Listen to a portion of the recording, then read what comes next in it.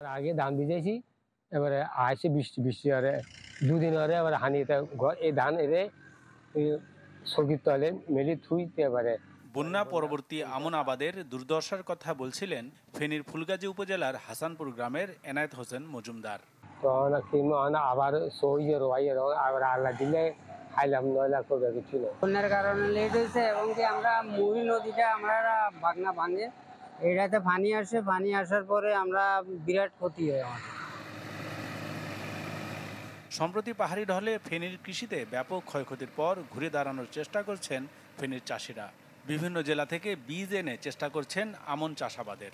আমরা আশি দিনে মানে লাগামো এটা বলতেছি আর মানে এগুলো যদি চাষবাস করে আরো 10-15 দিন লাগবে লাগাইতে। মানে 2-3 বার করার পরে লাখ পর্যন্ত এখানে রাস্তার পাশে করা হয়েছে।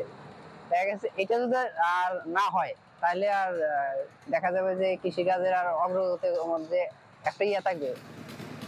শতভাগ আমনের আবাদ নিশ্চিত করতে কৃষকদের সব ধরনের সহযোগিতার আশ্বাস কৃষি কর্মকর্তার। আমরা আশা করছি বন্যায় আমাদের যে আমনের ক্ষতি হয়েছে সেটা আমরা পুষিয়ে নিতে পারবো। যারা ক্ষতিগ্রস্ত কৃষক আছেন তাদেরকে আমরা গ্রুপে এবং পরামর্শ কেন্দ্রে সরাসরি সেবা দিয়ে যাচ্ছি। সাম্প্রতিক বন্যায় জেলায় আক্রান্ত হয়েছে 35,000 হেক্টরেরও বেশি জমি। Desk report, channel 24।